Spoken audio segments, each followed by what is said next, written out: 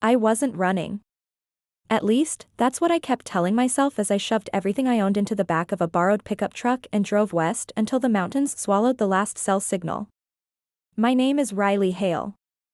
I'm 31 years old.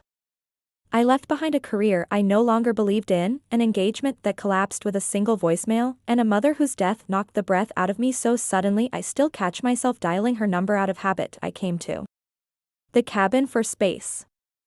For silence.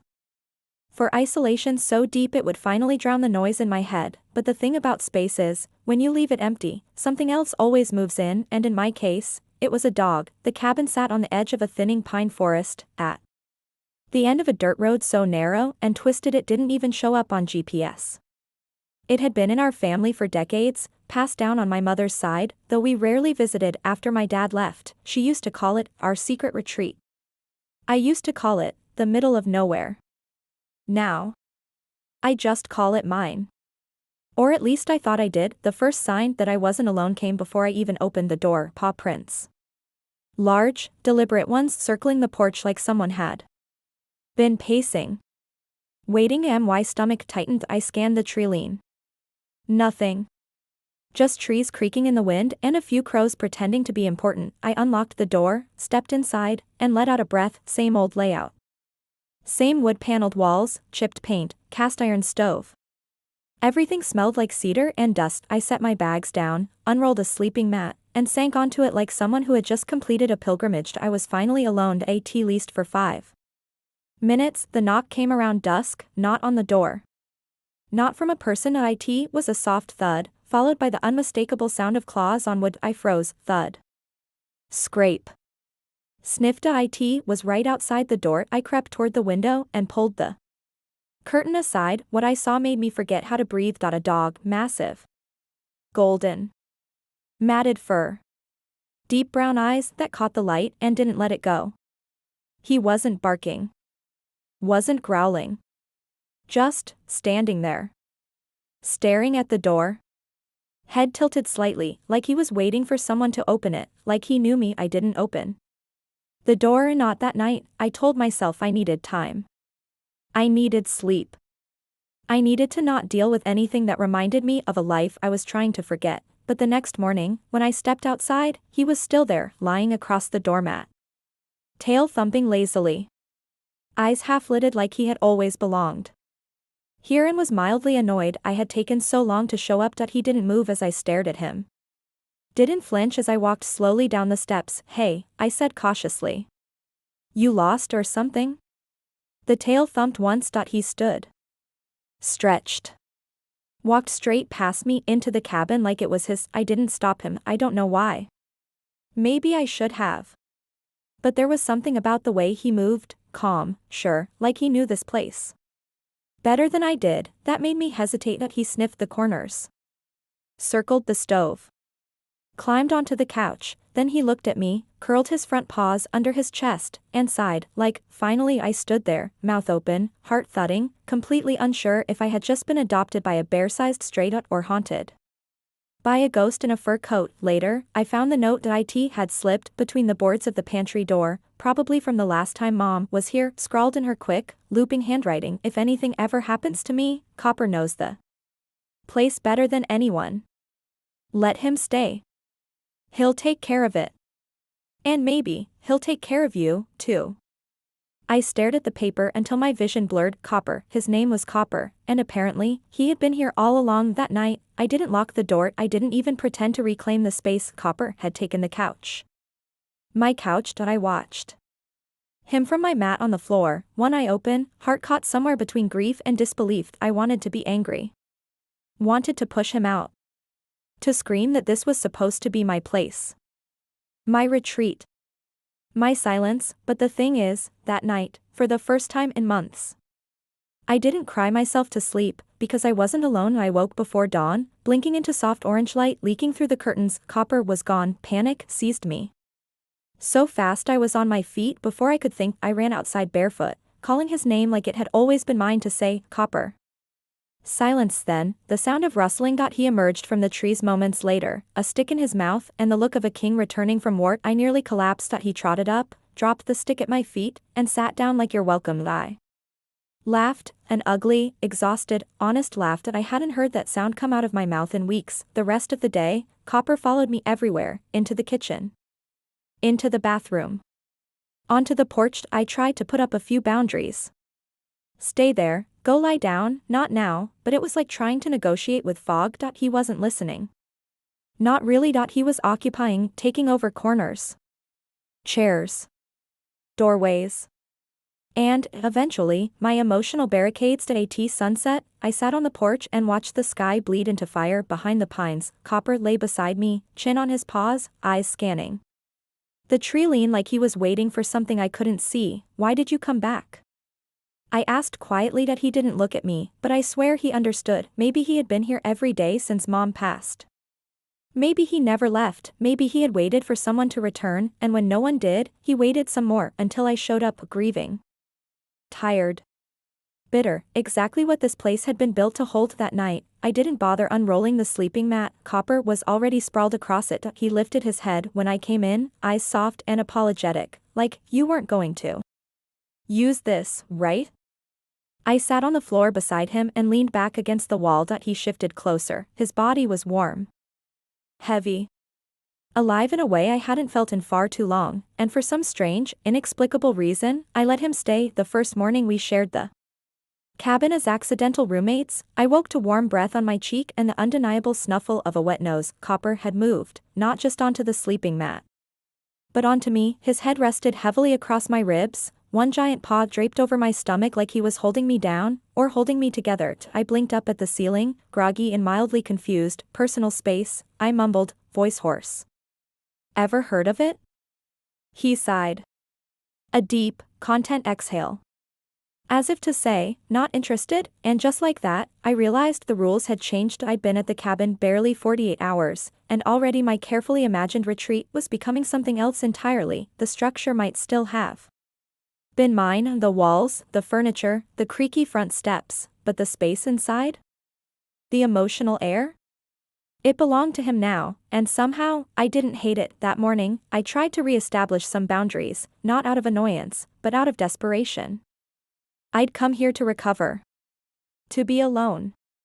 Solitude wasn't just a preference, it was survival. So, when I walked toward the bathroom with a towel in hand and Copper padded after me like a furry shadow, I stopped at the threshold. No. He Saturday, stay here, I said, pointing firmly to the hallway floor. You don't need to supervise this part of my day. He blinked.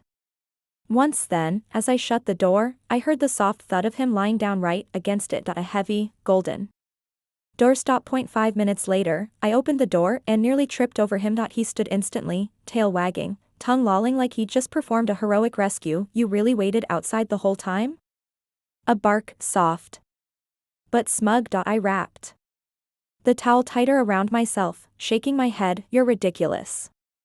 He followed me anyway. That day, we settled into an odd rhythm. Wherever I went, Copper came too. He was quiet.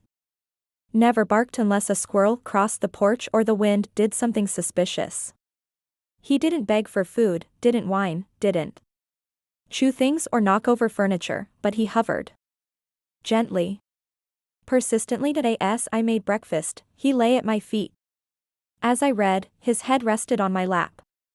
As I cleaned, he trailed behind me like a silent assistant, every step, every room. He followed me, and with every passing hour, the tightness in my chest, the one I'd carried like a second ribcage since my mother's funeral, began to loosen. That afternoon, I ventured outside with a mug of lukewarm coffee and a paperback I hadn't touched in months. I sat on the old bench by the garden and tilted my face toward the weak autumn sun. Copper lay beside me, chin on my boot. The forest was quiet, a stillness so deep it rang in my ears. I tried to read, but the words blurred. Memories pressed in around me, thick and aching. I could hear my mother's voice, soft and laughing, drifting from the cabin's porch years ago. He's not just a dog, Riley. He's a keeper of secrets, of silence, of me.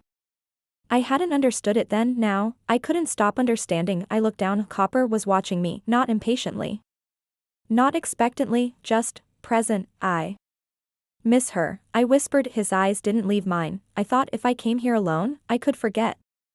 But everything here is her. I swallowed hard. She loved you, didn't she? His ears perked, just slightly. Did you stay here waiting for her to come back? The breeze shifted. Leaves rustled, and for a moment, the sadness in his gaze was so human it nearly undid me that night. I opened the bedroom door and paused. Copper sat just outside, watching it. I'd been keeping him out. Holding the line. My bed, I told myself, was the last boundary.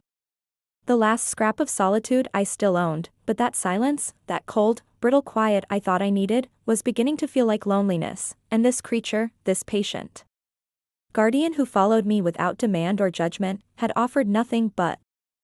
I opened the door wider. His tail wagged once. You can come in, I said softly. That he stepped forward, slow and deliberate, laid down beside the bed, not on it, still respectful, still waiting for permission. In the middle of the night, I woke from a dream I couldn't remember, breath shallow, hands shaking, and without thinking, I reached down and my fingers found his fur, warm, steady, real. He shifted closer, his body pressing against the side of the bed, and I didn't flinch. Didn't pull away. I let him take up the space. Let him fill the hollow.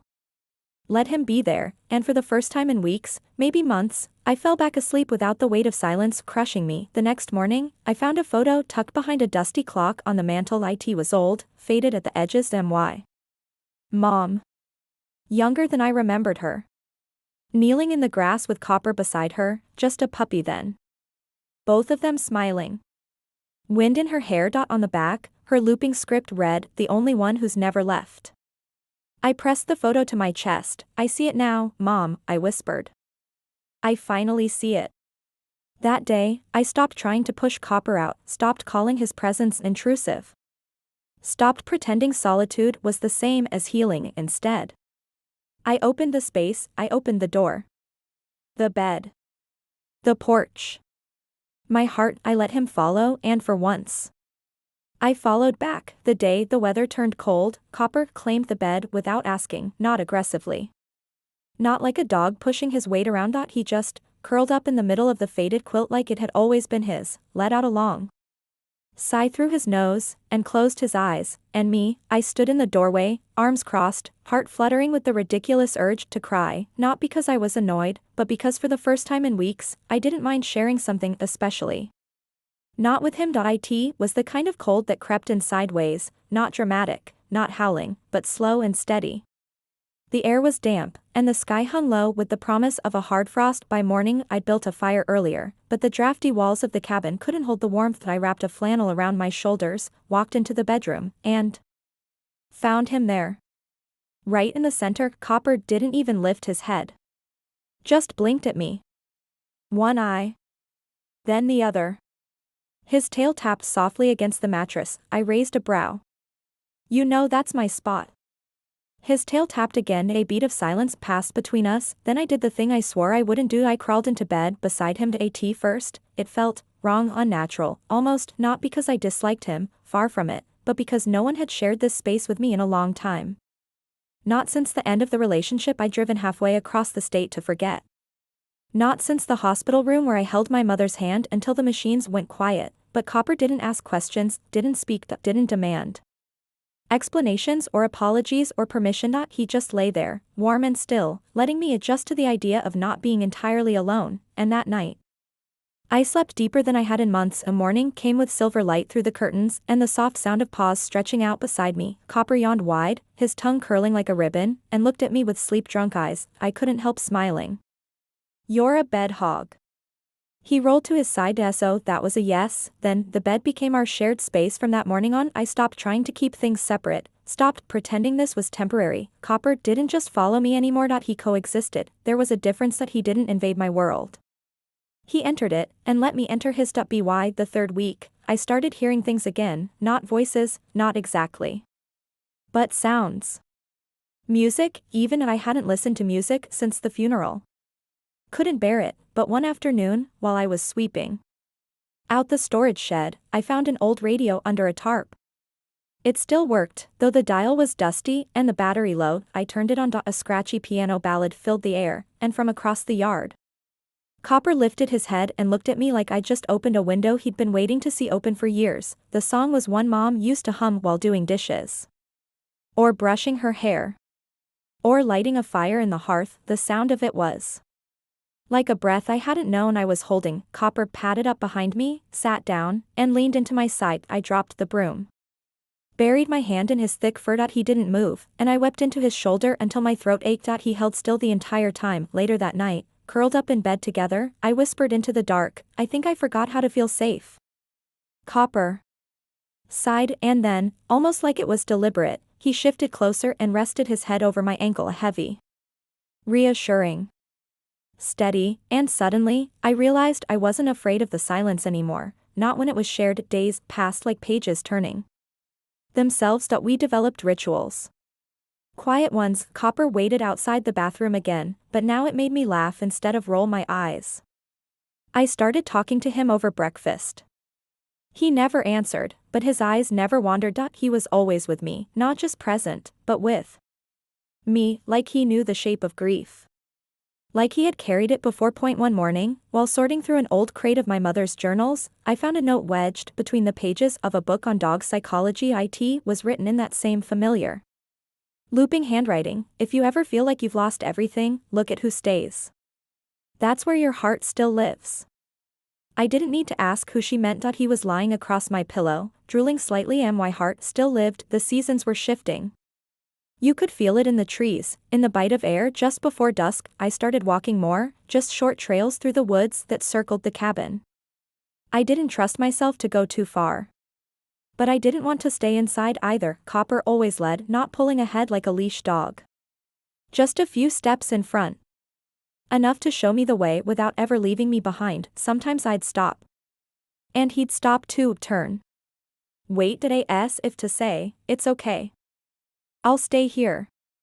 When you're ready, we'll keep going." And every time I did. One night, I had a dream. A warm porch, my mother in her robe, hair silver and wind-blown, Copper at her feet. She looked at me and smiled, not like a ghost, but like a memory finally allowed to breathe. "You came back," she said, and I woke up crying. Not the aching, empty tears of before, but something softer. Copper shifted in his sleep beside me, curling tighter against my back, and for the first time, I whispered, "Thank you." It was just a chair. A battered, overstuffed armchair tucked in the corner by the window, with a crooked leg and coffee stains from at least 3 different decades, but it was my chair, the one I had always gravitated toward on childhood visits. The one Mom read to me in when I was sick. The one I had collapsed into the night I returned to the cabin, exhausted and half-frozen from grief. So when I walked in one afternoon, soaked from the rain, and found Copper curled in it like a king on a velvet throne, something inside me cracked. "Seriously?" I huffed, dripping rain onto the wooden floor. He didn't move, just lifted his head, gave me that wide-eyed, unapologetic stare, and wagged his tail once, like, "Hello. Yes. This is mine now." I stood there, stunned. I wasn't angry, not really, but I was something else. A kind of emotional ache I couldn't place. Not annoyance. Not sadness. Something older. Something deeper. Possession, loneliness. Maybe it was the rain, or the fact that I'd had a dream the night before, a vivid, visceral memory of my mother humming in that very chair, and had woken up with her song still echoing in my ribs. Maybe I just wasn't ready to share that specific part of her. I was going to sit there, I muttered. Copper blinked. I dropped my bag, peeled off my damp jacket, and stood there in silence. Finally, I sighed. "Move over." He shifted, barely, and I wedged myself into the edge of the seat, hip pressing awkwardly into the armrest, legs dangling off the side. He immediately rested his chin on my lap. I couldn't help it. I laughed. This was a trap, wasn't it? His tail wagged again. We sat that way for nearly an hour. The rain drummed gently on the tin roof. The fire hissed. The smell of wet pine drifted through the cracked window, and Copper, warm, massive, breathing evenly against my legs, seemed to press away the last of the world. Somewhere in that silence, I realized, he had taken over my favorite chair, and somehow he'd taken over my heart, too, but not every part of me was ready. Not yet. Later that week, I received a call. A cell signal, faint and flickering, clawed its way into the cabin just long enough to deliver a voicemail. It was from my former fiancé, Lucas. The name hit like a punch. I hadn't spoken to him since the funeral. Since he'd shown up late, looking awkward and unshaven, and left before the casket touched soiled, I didn't listen to the whole message. Just the first few lines. Hey. I heard you've been at the cabin. I didn't want to intrude, but I miss you, Riley. Maybe we could talk. I deleted it before he finished the sentence, but his voice lingered. Like static in the room that night. I couldn't sleep, the bed was warm. Copper was curled against my side, his breathing steady and slow. But my thoughts kept racing, I kept seeing Lucas's face. Kept hearing his promises, the ones he never quite kept. His apologies, always well rehearsed, always almost enough, and worse, I kept wondering, what if I was just hiding here, what? If Copper was just a distraction, what if this quiet life was a coward's choice? I slipped out of bed around 3 a.m. and walked barefoot into the living room. The fire had burned low. The trees outside scratched at the windows like curious fingers that I sat in the armchair, alone this time, and stared at the ashes. 10 minutes later, Copper padded into the room. He didn't approach at first. Just stood by the door, watching. Can't sleep either? I asked. He didn't wag his tail. He just walked to me. Slowly.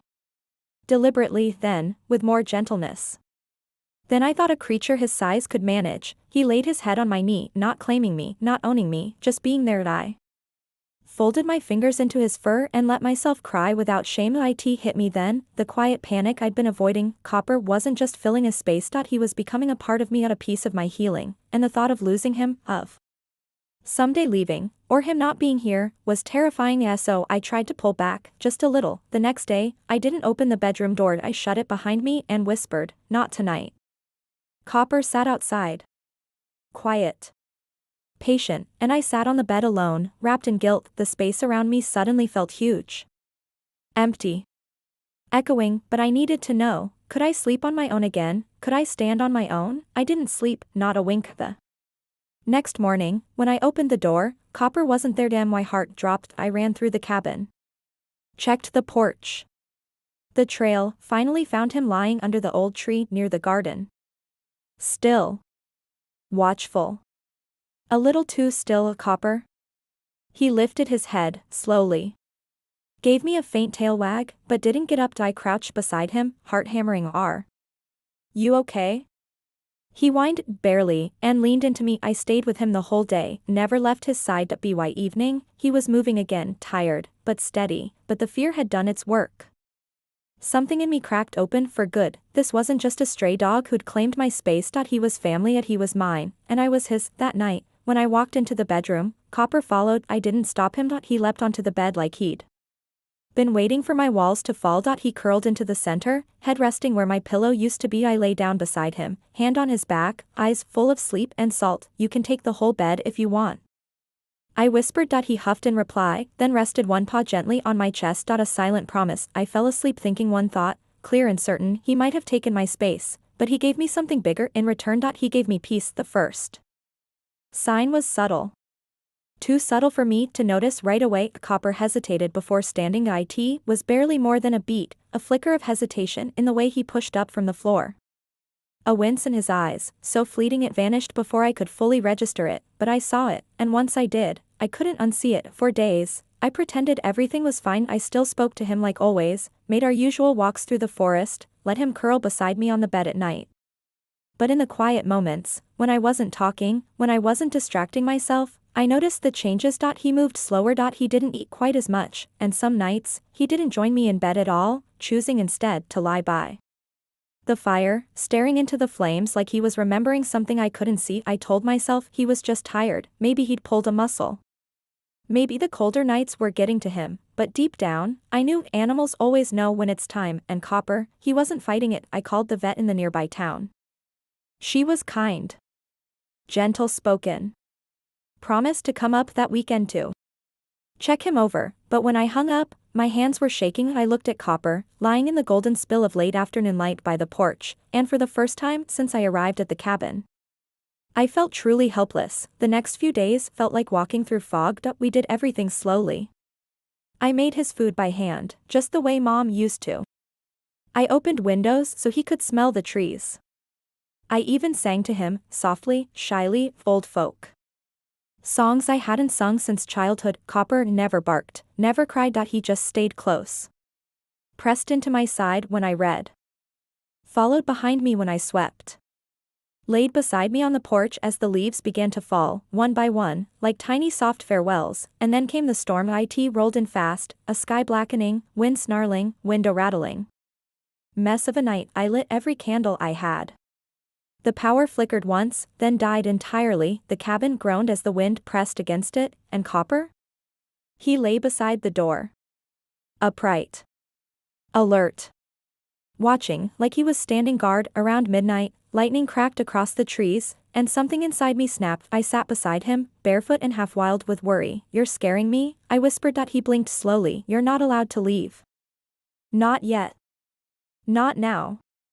I pressed my forehead against his. I just found you. He leaned into me, heavy, warm, still steady, and then, with a gentleness I'll never forget, he pressed his nose to my palm. As if to say, you didn't find me, I found you. The storm passed by dawn. The trees were broken and dripping. The porch was littered with pine needles and twigs. But the sky was clear, and Copper, he made his way to the garden and lay in the same spot he'd chosen weeks before, beneath the old tree where Mom used to sit. I sat beside him, arms around my knees, and for hours, we stayed like that. Saying everything without words. The vet came the next day. She examined him gently, murmuring soft encouragements the whole time, and when she was done, she turned to me with eyes full of things she couldn't quite say aloud. I think, she said carefully, he's been holding on for you. I couldn't speak. She placed a hand on my arm. He's not in pain. But he's tired.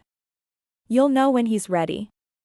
I nodded, but inside, I screamed. That evening, I sat in the chair, the old, stained one he'd claimed, and pulled out the photo of Mom with Copper as a puppy. I stared at it until the sun went down, until the shadows curled up around the cabin like a blanket, and that night, I didn't close the bedroom door. I left it wide open, and Copper came to me, slowly, stiffly. He curled up against me one last time. I don't remember falling asleep, but I remember the dream. It was morning. Mom was there. Copper was young again. Bounding through the meadow like he'd never known pain. She knelt, arms open. He ran to her, and they both looked back at me, smiling. When I woke, Copper was still beside me, still warm, still breathing, but slower. Quieter. I wrapped my arms around him and whispered all the things I hadn't said. I love you. Thank you. I'll be okay. I promise. And I swear, in that final moment before sleep took him again, he smiled. Weeks passed, then months. The leaves turned, then fell. The frost came. The world shifted again. I buried Copper beneath the tree, the same spot he always chose, the same place he watched me from, always. I thought it would break me, but it didn't, because Copper hadn't just taken over my space. He gave me the courage to fill it with memories, with music, with life, and most of all, with love. I still hear him sometimes. In the creak of the porch, in the rustle of the trees, in the stillness between songs. I still talk to him when I make tea, still sleep on the side of the bed he used to warm, and some mornings, when the fog is just right, I swear I see him waiting in the garden, watching me with that same steady gaze. Not gone, just changed. You see, Copper didn't save me by filling the silence. He saved me by helping me face it, and though I wasn't ready to say goodbye, he already knew, and he stayed until I was. The end.